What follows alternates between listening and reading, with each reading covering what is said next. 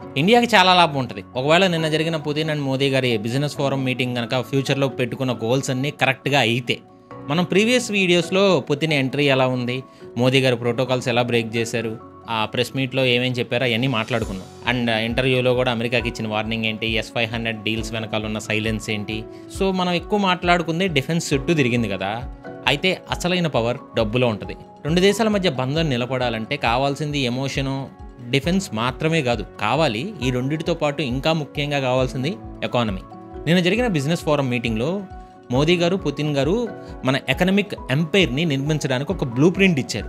ఆ మీటింగ్‌లో మోదీ గారు చూపించిన కాన్ఫిడెన్స్ చూస్తే అక్కడున్న రష్యన్ బిజినెస్ టైకూన్స్ కూడా కొంచెం షాక్ అయ్యారు. ఎందుకంటే ఆయన ఒక మాట అన్నారు. మామూలుగా 2030కి 100 బిలియన్ ట్రేడ్స్ కదా వాళ్ళు టార్గెట్ పెట్టుకుంది.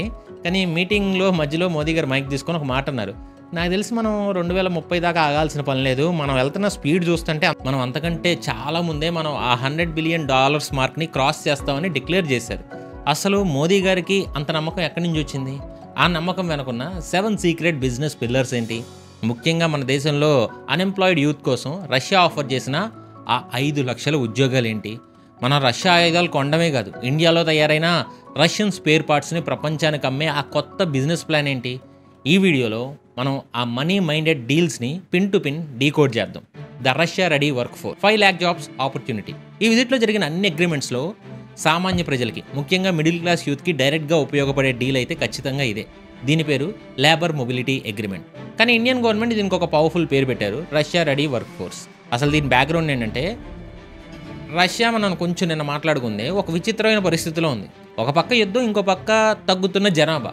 లేటెస్ట్ రిపోర్ట్స్ ప్రకారం రష్యాకి అర్జెంట్గా ఒక 5 lakh వరకు సెమీ స్కిల్డ్ వర్కర్స్ కావాలి. ఫ్యాక్టరీలో మిషన్స్ నడపడానికి, కన్స్ట్రక్షన్ సైట్లో బిల్డింగ్స్ కట్టడానికి, టెక్స్టైల్ ఇండస్ట్రీలో పనిచేయడానికి, ఇంకా అగ్రికల్చర్లో హెల్ప్ చేయడానికి. అక్కడ లేబర్ షార్టేజ్ అయితే ఉంది, పీక్స్లో ఉంది. ఇక్కడే సీన్లోకి ఇండియా ఎంటర్ అయింది. ప్రపంచంలో అత్యధిక యూత్ పాపులేషన్ ఉన్న దేశం మనది. మనకి జాబ్స్ కావాలి, వాళ్ళకి మనుషులు కావాలి. Perfect match. కానీ ఇక్కడ ఒక పెద్ద ప్రాబ్లం కూడా ఉంది. గత 2 ఏళ్లుగా కొంతమంది ఫేక్ ఏజెంట్స్ ఏం చేస్తున్నారు తెలుసా? రష్యాలో జాబ్ ఇప్పిస్తూ ఉంటున్నారు. హెల్పర్ పని అంటారు, సెక్యూరిటీ గార్డ్ పని అని చెప్పి మనం డబ్బులు కట్టే యూత్ ఉంటారు కదా, వాళ్ళ దగ్గర యూత్ దగ్గరికి వెళ్ళి డబ్బులు తీసుకుని రష్యాకి తీసుకెళ్తారు. తీరా అక్కడికి వెళ్ళాక వాళ్ళని మోసం చేసి బలవంతంగా కొంతమంది ఈ యుక్రెయిన్ వార్లో బలవంతంగా ఇరిగిస్తున్నారంట. దీనివల్ల చాలామంది ఇండియన్ పేరెంట్స్ భయపడిపోయారు. సో ఈ భయాన్ని పోగొట్టడానికి మోదీ గారు ఇంకా పుతిన్ ఈ కొత్త గవర్నమెంట్ టు గవర్నమెంట్ G2G అగ్రిమెంట్ని తీసుకొచ్చారు.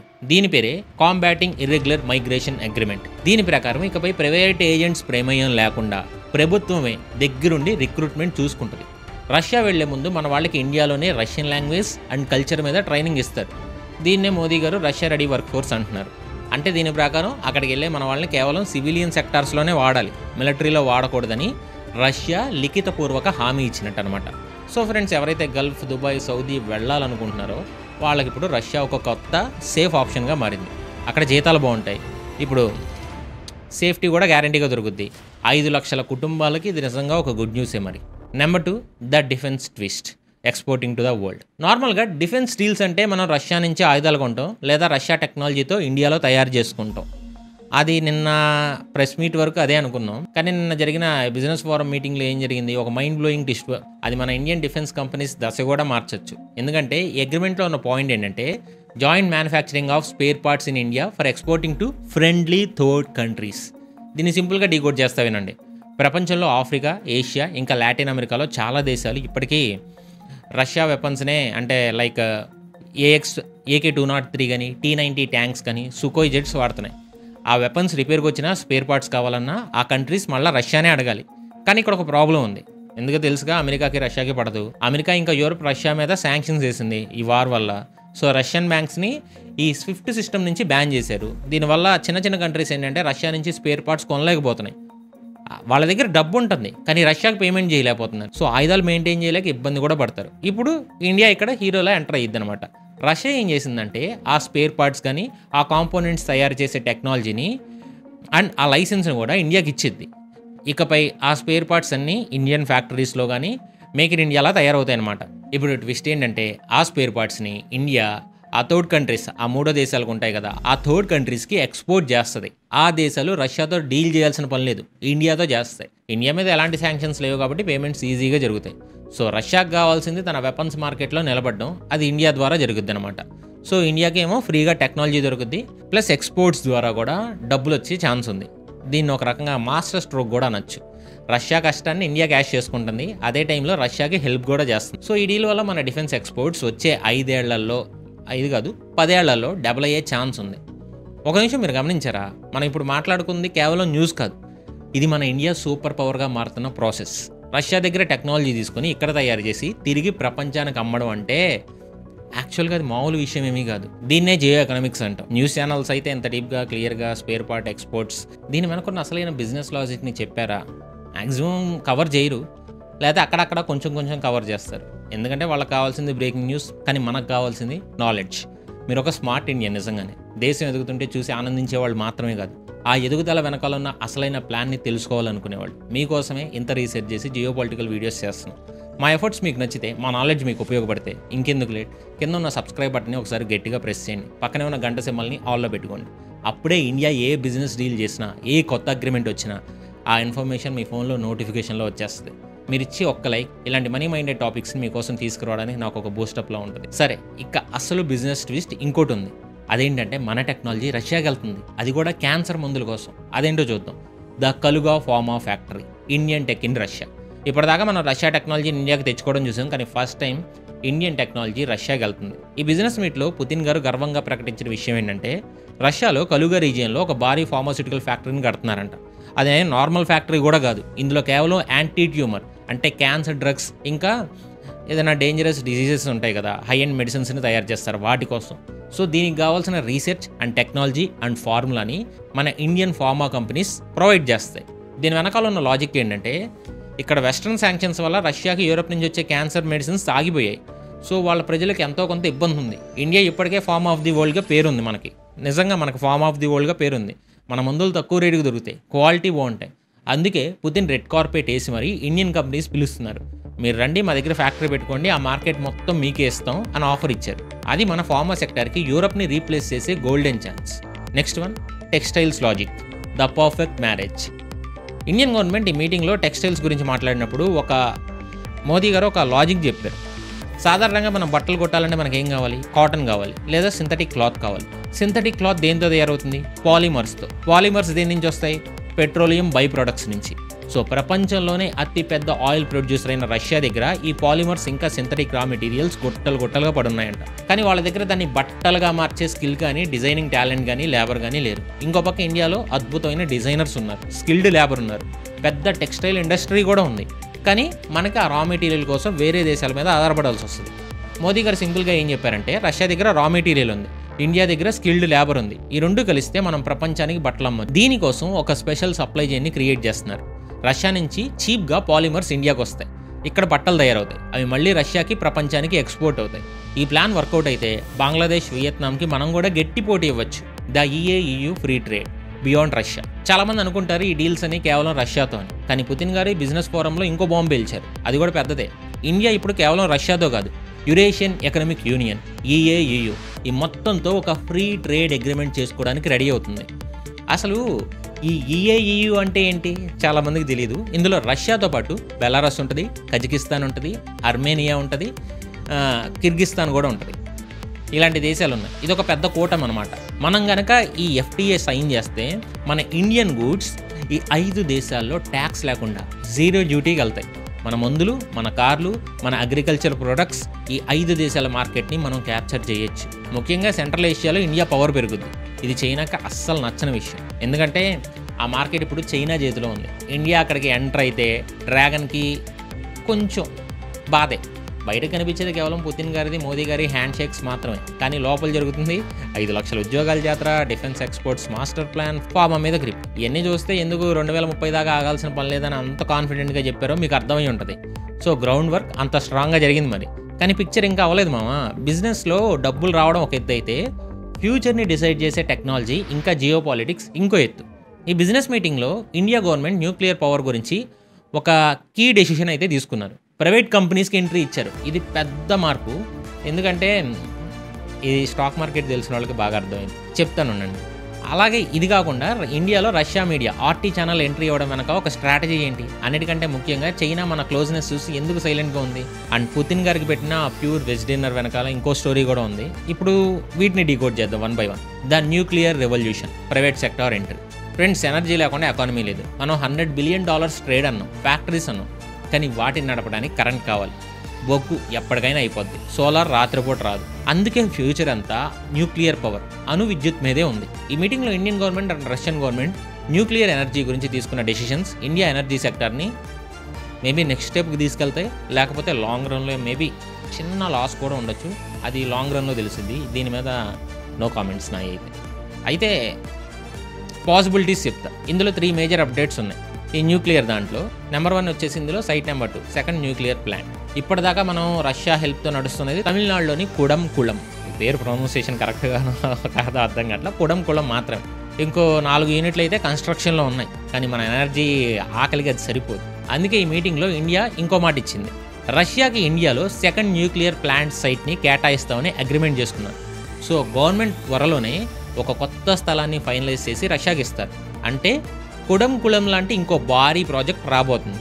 నెంబర్ 2 ద ప్రైవేట్ సెక్టార్ హింటే ఇది బిగ్గెస్ట్ బ్రేకింగ్ న్యూస్. మోదీ గారు ఆయన స్పీచ్లో ఒక మాట అన్నారు.